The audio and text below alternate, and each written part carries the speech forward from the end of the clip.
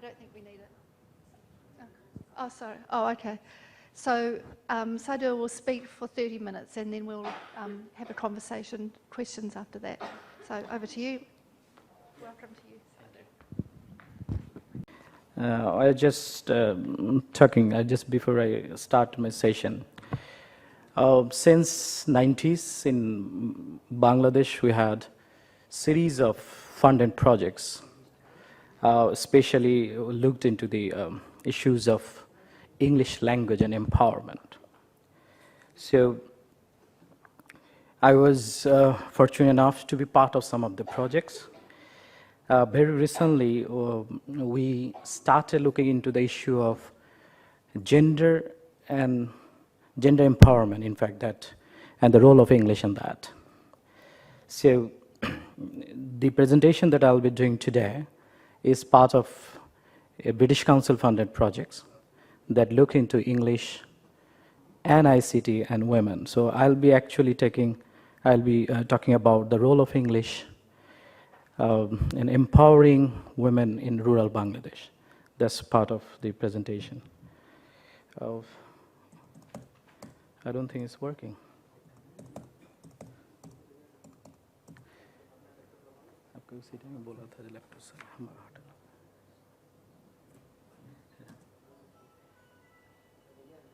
Okay, seems so. This is coming. Don't worry.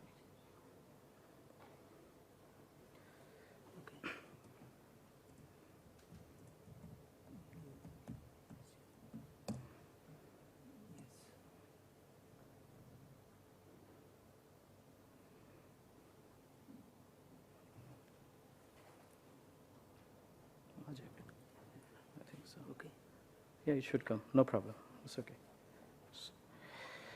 So, as the changing socioeconomic contexts of the world today and the process of globalization have enhanced the state of English, I believe, in the world economy. As a result, though no clear relationship between English language and economic empowerment may be discerned, but there has been an increasing awareness of the role of English in the developing world. So just let me.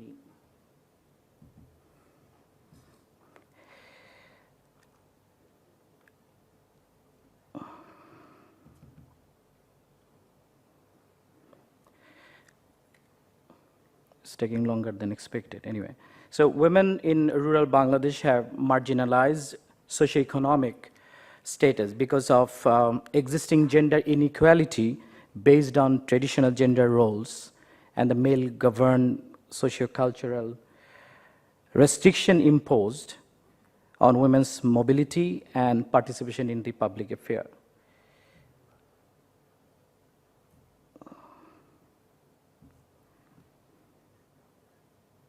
I think that should work.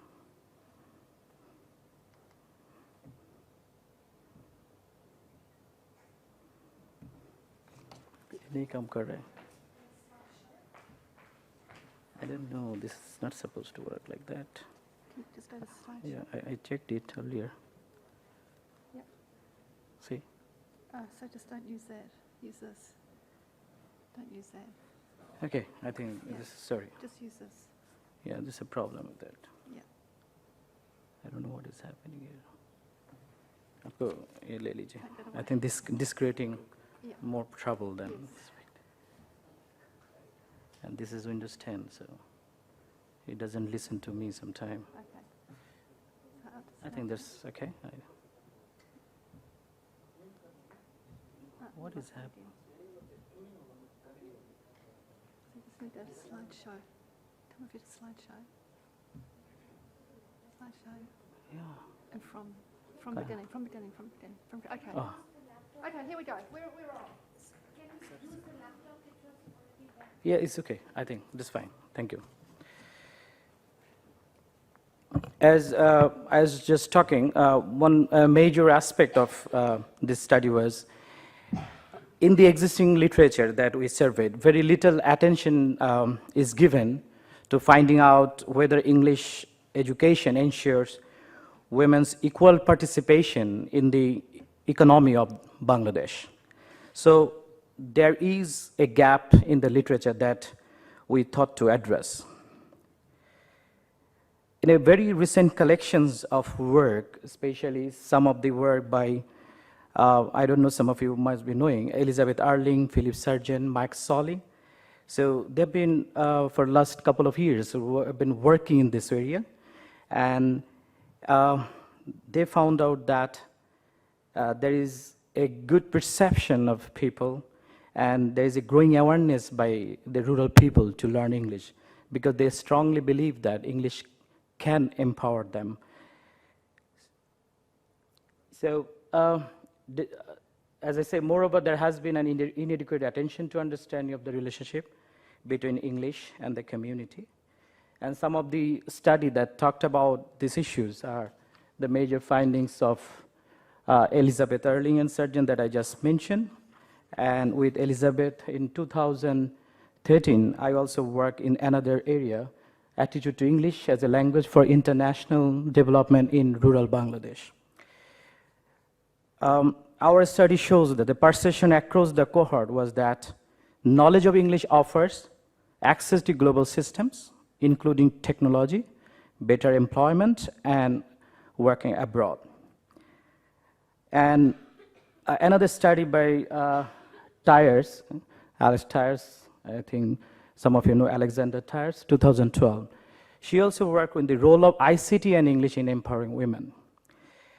She raised the issue of gender digital divide in Bangladesh, and she tried to highlight the impact of English skill in this debate. She reported from her finding 3 major reasons and major related issues that actually responsible for creating this gender gap. First, she talks about control. Second, she talks about social norms. And finally, she talks about the role of English language. So the purpose of the study, as you can see, we tried to document the impact of English on the lives of women in Bangladesh. And of course, also it leads to the second one, the nature of the role of English plays for women in different employment sector in rural areas, and the nature of the existing link between English and empowerment of women in Bangladesh society in general, and also to what extent English language can actually contribute to the socioeconomic empowerment of women in Bangladesh. For this particular research, we have selected a rural place called Dhamrai, which is 40 kilometers from Dhaka. And you can see the population, and also the literacy rate is 40.9.0. We selected 4 villages from this. And this is just, I'll show you the geographical map. This is the, if you see the Bangladesh, and it's very close to Dhaka. That's the Dhamrai actually. For this research, we applied qualitative method, and we took the same structure interview of 10 women belonging from 5 different sectors. So we took 2 from each sectors.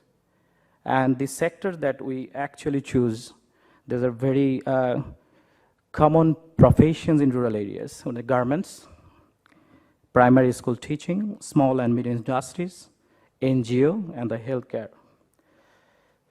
Based on the interview schedule, actually, we created case studies based on our finding.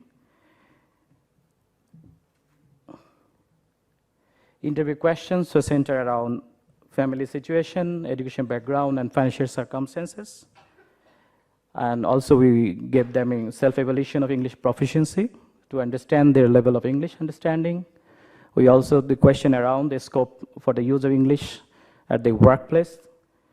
We used the socioeconomic record sheet to find out their socioeconomic index. We used field notes and photographs to have a detailed ethnographic profile of the area.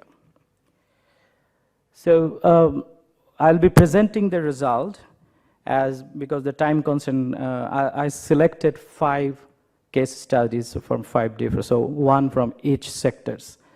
So I'll be giving you the narrative stories of each participants.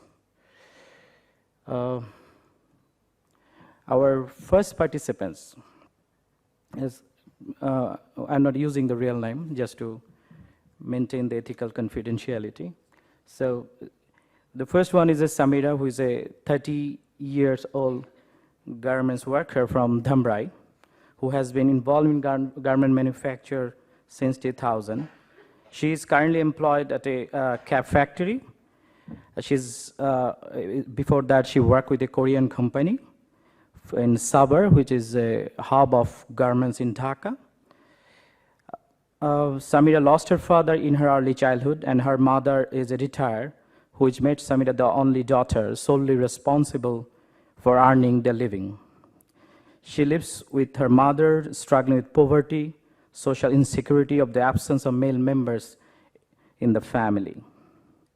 Because of the financial crisis in the family caused by the premature death of the father and the property dispute, she could not really study further. So her education as a secondary school pass. So when we asked her about the role of English in her life, though Samira has a very low, moderate proficiency in English compared to other subjects, and she really didn't have much scope to use English in the government, but she has strongly favored use of learning English. If you remember, I just quote from her. First thing she said, English allows her to be very powerful, because if she doesn't know English, people will cheat her very easily. And also she mentions, if someone knows English, it is better for his or her, because English is used everywhere, if you understand the word everywhere. Even if you want to use the computers, you need to know English first. If someone wants a job, he or she will be asked question English first, not in Bengali. Even though Samira does not use English to better avail the opportunity, she recognizes the use of English, which can provide people with the scope to improve their livelihood. And she also doesn't perceive learning English to have any negative impact on the local culture or the religion. My second participant is, as I say, Aisha, age 38. She's a medical assistant and work with a local NGO called Shojag, a local development organization, Dhamrai. She completed her secondary, and she has been working as a nurse for 15 years. She worked in a hospital and a garment factory before joining Shohag. Ms. Chakraborty and her husband have a son who is 13 years old and sent to a government school as a grade 7, a family income of less than 40,000 taka. Still, Aisha seemed to be very solvent. Aisha claims she's not really very good in English because she doesn't use any English in her profession. There is almost never use of English at the discourse level either. It is limited to reading, writing, the diagnosis of patients in the prescription, and reading the manuals of different medicines. She doesn't speak English. She uses Bengali everywhere. She learned English only for a couple of months. Though the medium instruction in her school was Bangla, she strongly believed that she needs English, though we couldn't really find any traces of English in her profession as a nurse. However, she finds there is an interest to learn practical English language in the community. She frequently reminded us that everybody wants to learn English in our community, and that, as I quote, people are interested in English. If people can use English, they will get chance everywhere. In foreign countries, if our people can speak English, they will be able to get access there and will be established. And to get higher education, we need English. As we can understand, she is very much aware of the use of English. She also observed that people use English in education. She also strongly believes English will help develop and renew Bangladeshi culture. Along with English, Aisha, one of the subjects who opens that people should also learn Bengali as a mother tongue. And she strongly believes that Learning English doesn't mean that you have to forget your mother tongue. She's really very enthusiastic, and we found that she's learning computer, and she has discussed with us, without knowledge of English, she'll not be able to learn computer. Our third participants from a small and medium industries is Shamuli Akhtar, age 35. Shamuli Akhtar has been running a beauty parlor in Pathantola, a rural village in Hamra, for last 15 years. She first, we found that she completed master's degree in social welfare. Her husband works NTV is a channel. Her only child is currently studying in an English medium school. So we found one who's sending her child to English medium school, and she's really proud of that. She regrets that her English is not really good. So as she quotes, my son is studying in standard 1 in an English medium school. I face difficulty with helping him in his studies because I'm weak in English. I used to send him to Australia for a study. Actually, we do not use English regularly. For that reason, we have become very weak in English. In our discussion, Shamuli also mentioned that her elder sister's son uses English, and that is the reason why he got into leather technology subject in Dhaka University. So she says, if you are not very good in English, you'll not get a very good subject in the Dhaka University for Higher Studies.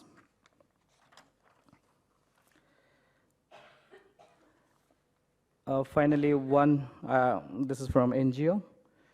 This is Mariam, who is 25 years old, working as a junior computer operator with NGO that is again Shojak. Mariam got married when she was studying at class 9. Ever since, because of her conflicting and conjugal life, she left her studies and left her husband's house and came back to parents' family. And then because of father's encouragement, she could complete BA General. BA Pass is a BA General course in Bangladesh. Mariam, she thinks that the better proficiency in English would be helpful for her personal and professional life. You see, apart from her current need, Mariam also anticipates the exigency of the wide use of English in her future possible workplaces as well. I quote, if I could speak better English like my bosses, I also could have been able to interact more with them. Them is some of the foreigners who used to visit. I'm now working in an NGO in a village. If I go to Dhaka and want to work in a private company or elsewhere, I will need English much more. She's here comparing herself because she's working in rural places, and she aspired to go to Dhaka for a better job. And she's aware that to get a job in the capital, she needs English. Mariam also reminds her that without English, she'll not be able to access ICT. As I quote, while working with computer, one must have good command over English. I think that if I had been better in English, I could have been more expert in computer, could have worked more efficiently, and I believe that English will lead me to progress and to the betterment of my life. The last one is a primary school teacher, Nusrat Fatima. As you can see, a 24 years old primary school teacher. She has been teaching in a rural school that's called Bharia in Shimulia for almost 5 years. She's also studying a degree along with the current, he has completed a degree and doing a master's. Nusrat seems to be very confident. The only subject that we found, she's kept on telling that my English is very good. And she kept on telling us she used a lot of English in her English class.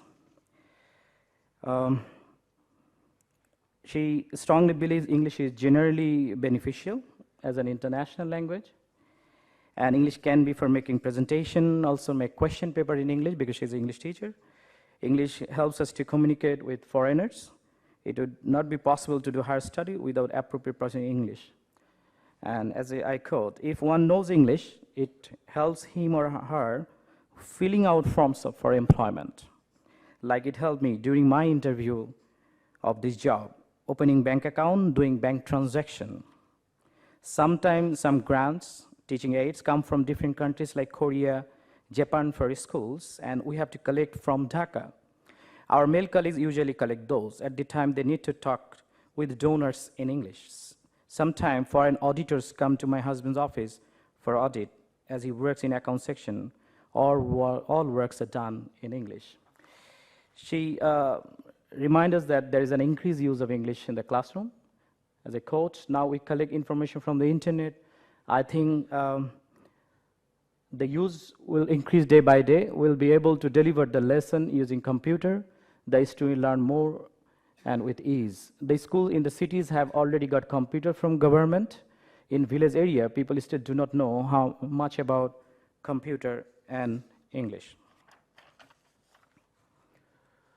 So overall, if we look at the major findings from different sectors, in the garment sectors, our understanding there is a little scope of use of English. It was very clear from all the respondents that we interviewed. And the NGO sector, the findings suggest there is a higher level of responsibility. It requires better proficiency English for NGO workers. So it actually depends on the kind of the higher ranking jobs. Respondents stress the need for improving English language skill for personal and professional development. And in the small and medium industry, you can see the finding reported about demonstrate that while English is not directly needed by everyone in the field for professional purposes, respondents in general felt the need for learning and using English for practical purposes of running a business or undergoing training. Nursing sector is the one where we strongly thought that we'll get a lot of evidence of use of English. But however, from our finding, it was not really clear to what extent they're using. But for developing a career in nursing, knowing English is essential. As our respondent who got the nursing degree, there was a little use of the English in her education. But as I say, English also depends what kind of nursing job you're getting. If it's a head nurse, that sometimes they need to use English. The primary school teachers, in general, the school teacher believes the English is beneficial for people in developing their confidence and education. And it can create job opportunities as well as promote their professional skills and the development. So I'm almost at the end of my discussion where I have summarized the major finding, if you can see. English language of course, this is from the respondents' perspective. English language skills are intimately related for empowering women in Bangladesh. All respondents are anonymous in their opinion in this matter. Please note that we have selected all working women in a rural place. So they represent cross-section of women in our rural place. In higher skilled jobs, there is a wider use of English. Learning of English ensures better income, better standard of life of women. Women feel empowered because of being skilled in English both at home and the workplace. Knowledge of English helps in the acquisition and the use of computer application and the internet. So finally, I'll come with some of the recommendation if possible.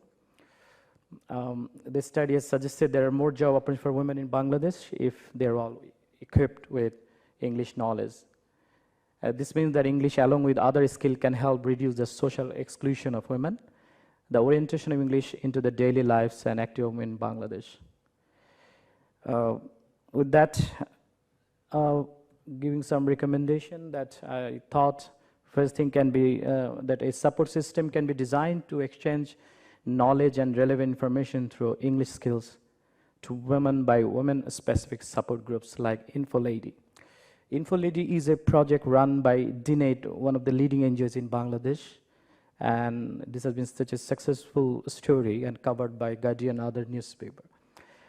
InfoLady is a project where women's support groups, they go to villages with a health support and ICT and English. So there are different clubs of InfoLadies in rural places. And there is another one that I would like to highlight, and I'll also play a little video for this. This is one of the most successful projects of British Council, English and Digital for Girls Through Education, named by Age, which is run by one of the largest NGO in the BRAC. As if you go through the website, they claim that 100% of the participants demonstrated improved confidence in English and ICT skills. As it claimed, tested through quantitative self-assessment and observation, more positive perception and attitude towards English and ICT skills, as well as observed leadership skill in the peer leaders. The participants helped to organize local English and ICT fairs to gain acceptance from parents and the wider community. There have also been documented case studies of how the project has helped participants improve school performance, gain employment. I think this similar project is going to be implemented in Nepal because this has been such a successful project. And I'd like to just play one video so that gives you a good idea. I hope it works, I'm not sure. He indicates something. প্রথমে আমরা flash card করি, flash কার্ডের মধ্যে ইংরেজিতে কথা বলতে হয়, ইংরেজিতে প্রশ্ন করতে হয়। And I am in class 5. Okay. What is his name? His name is Rajiv. What class is it in? He is in class 5. তারপর আমরা এই যে ল্যাপটপ কম্পিউটার যাওয়ার পরে ওই জায়গায় একটা সফটওয়্যার আছে, ওই যে লার্ন ইংলিশ কিডস, ওইখানে গিয়ে আমরা বিভিন্ন গেম খেলি, গান শুনি। Okay, can you just go to the last part of the slide? Just if there is a figure. সব ইংরেজিতে, ওখান থেকে আমরা অনেক ইংরেজি শিখতে পারি। Last one. So we are very happy. Okay, pause. Okay. Just if you, in 2012, British Council opened 10 clubs for 100 girls, and in 2013 they opened another 40 clubs for 600 girls. In 2014, they're now due to already open 100 more clubs and reach about 2,000 girls. Eventually by 2017, British Council aims to provide 77,000 rural adolescent girls with English and ICT skills. This is the project that I wanted to say. Sorry for the technical difficulties. Thank you.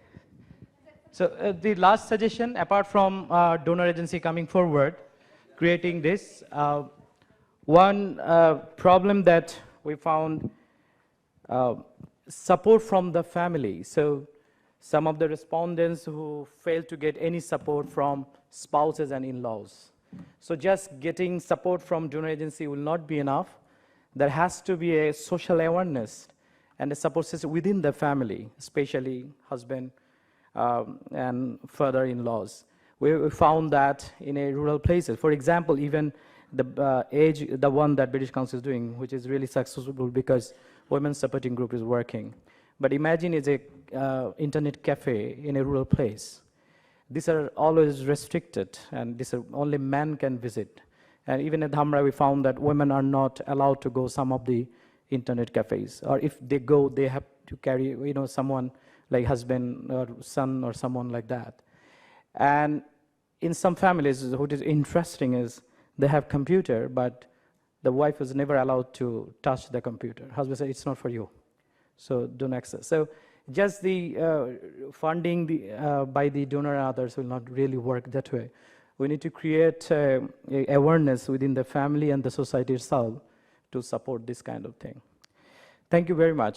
And with that note, I'll finish my presentation. And if you have any questions, I'll be happy to answer.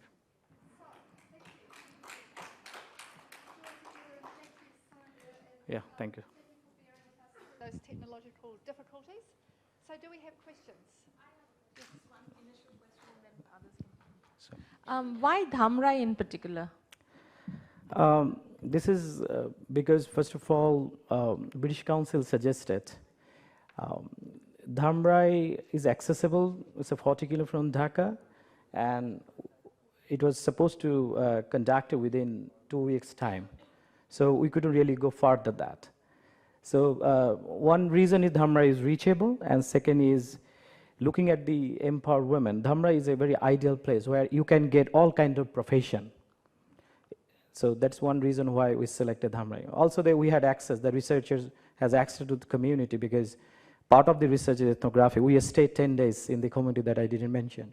So if you want to conduct ethnographic research, you need to have very good rapport. And Dhamra, we knew some people, so we got full support. And we're planning to extend it to other rural places, also in the periphery and other places.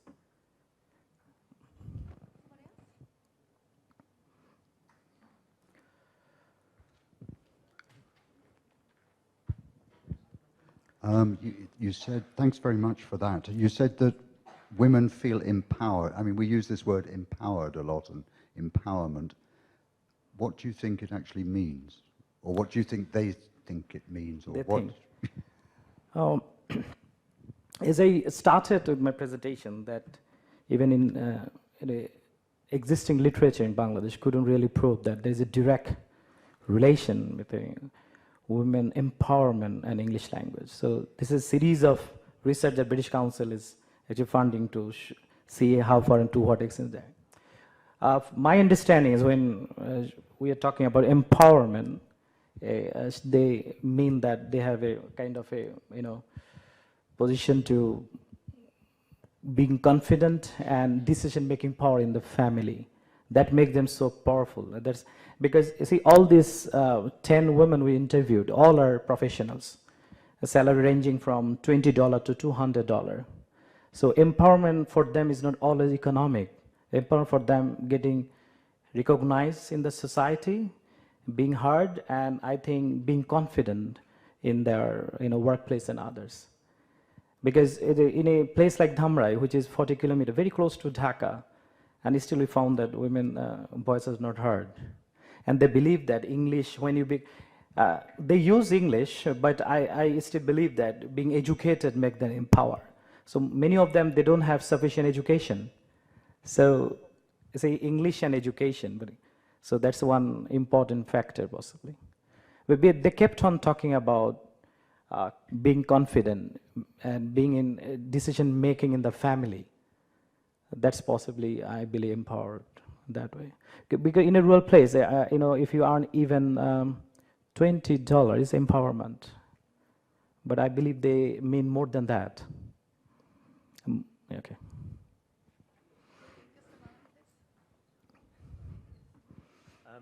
It's very interesting that you're relating the development of English to getting, when you say empowerment, you're also talking about voice, developing the capacity to have a voice that's listened to.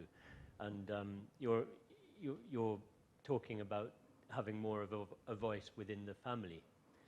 So it's interesting to me, presumably English is not the lingua franca of the family, but how does developing competence in English give people more of a say within the family environment, according to the women? I mean, we're talking about their perceptions of what it does.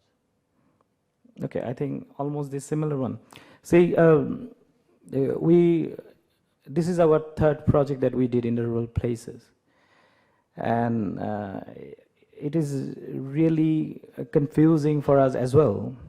My research with Open University UK, the first one that we did, attitude to English in the rural community, where there's a strong perception and there is a growing conviction that English can empower them.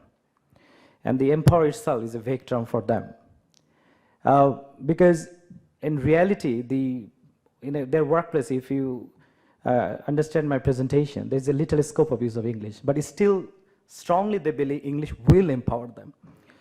Like for a nurse, when we are asking, what do you mean by that? She will say, I'll become the head nurse. Then I ask, is it based on English proficiency? And she said, no. Head nurse became after 15 years of experience, skill. So skill and language competence is somewhere, it's confusing for them. A predominantly monolingual country like Bangladesh, where you have more than, so we call 98%, sometimes we call 92%, people speak in English. I doubt that because, people speak in Bengali. The predominantly monolingual country, there is hardly use of English in so many professions. But still people have that kind of perception. It's just one respondent, I remember the Shamoli who sent her son to an English medium school, which is very expensive. And she aspired her son to go to Australia. So, you see, that's kind of empowerment they believe, just possibly changing their status, getting a higher ranking job and others. which English alone will not be sufficient, which I strongly believe. See, English and ICT already came in our finding, and I'm sure there are other issues which will come. A literacy rate 40% in Hamra. And when we talk about empowerment, I think we need to increase the literacy rate a little bit higher, and then think about English education itself. So.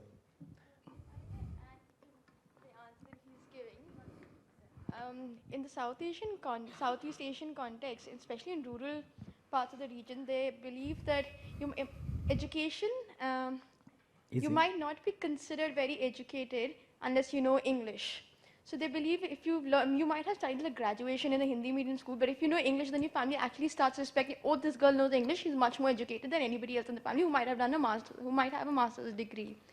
So it also comes when people start showing more faith in you and start respecting you more for knowing English, which means you're more educated, they start accepting your opinion. At the same time, I get a confidence on the other hand of voicing my opinion as well.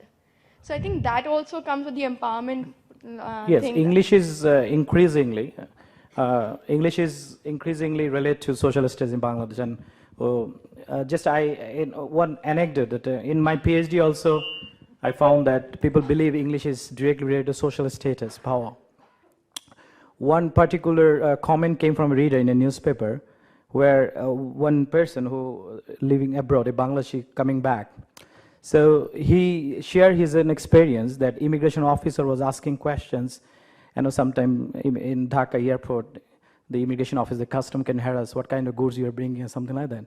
And he suddenly started speaking English, and that guy felt he belonged to a higher class, someone close to the minister or something. So please go. So he said, if you can speak in English in the airport, you can avoid the harassment by the immigration officer, because he will believe if you can speak English, you belong to some other social hierarchy, you know. So that's, I think, South Asian context, this is very common. English is very closely related to social power. I have a small question on that. That is a belief. Is it in fact a country's requirement, that empowerment in terms of empowerment? Is the country expecting that sort of empowerment in women or something else? And does it really mean? See, the finding is the perception of the participants. And of course, you're talking about what is in real life, right? We also ask their scope of English at their present job. And we give a checklist. We couldn't really find good evidence of that. But Bangladesh government is aiming to empower people through English. And there is a slogan now, Digital Bangladesh. And digital is not possible without English. And it is, like Tyers, Alexander Tyers said, there is a gender digital gap, digital divide in Bangladesh. And she talks about that because of the English, this is the digital divide. So there's English knowing literate and without. So that's how I think happens.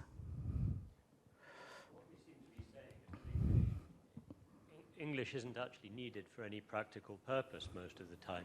What it's needed is to demonstrate that you are a certain sort of person in society, that you have a certain prestige and so on. So are we not, by promoting the use of English in Bangladesh, are we not simply colluding with the misrecognition of English as a prestige language? I mean, one of your recommendations was that English should be promoted. But why should it be promoted when the only reason people are accessing it is so that they can be thought of as a better sort of person?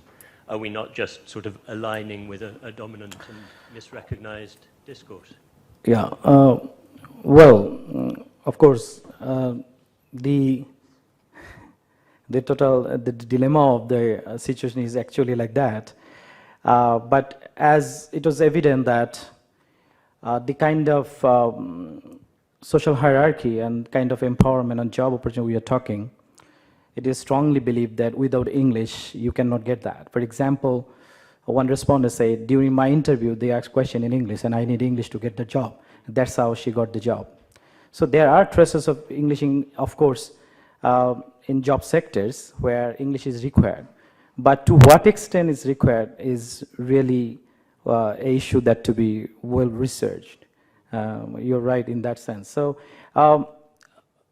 the problem is if the study, if we could do in an urban area, definitely I don't think there was a lot of confusion here. In a rural place, job opportunity is very less, and mostly governments, mostly NGO and health sector, where it works with the community, so Bengali is the language. They don't really need much English. As I say, even the nurse who is the diagnosing and the prescription, it is written in Bengali, a little bit of English, because it is aimed to the target population who are rural. So, so our investigation was to actually to find out whether they need English and to what extent that can be required, as British Council also doing that. So I think that's my answer.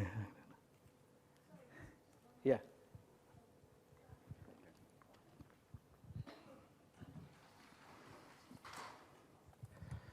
Why this urge? I mean, it's a monolingual country, has been for a very long time.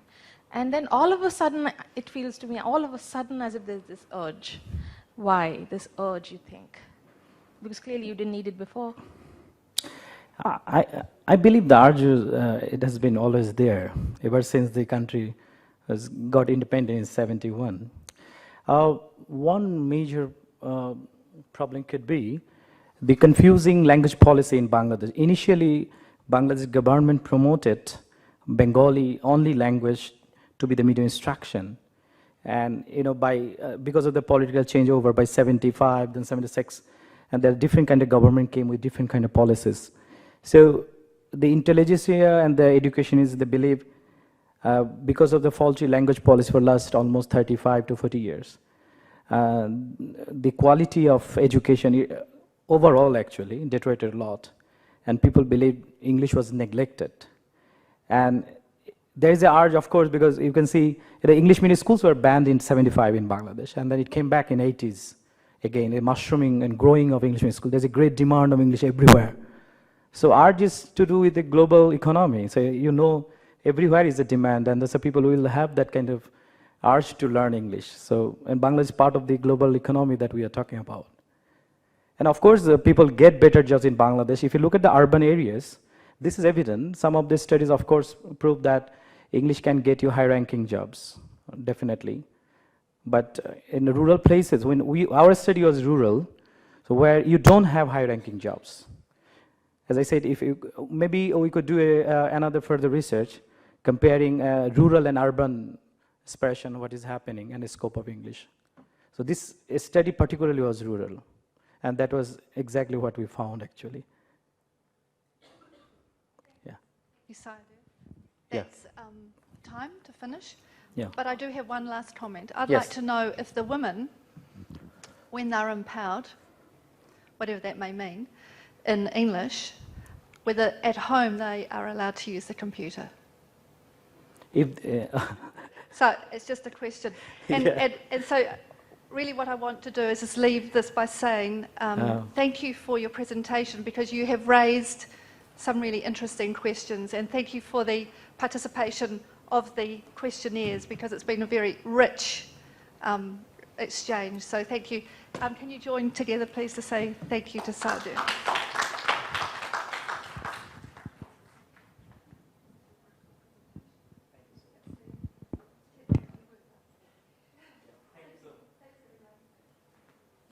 Thank you, everyone.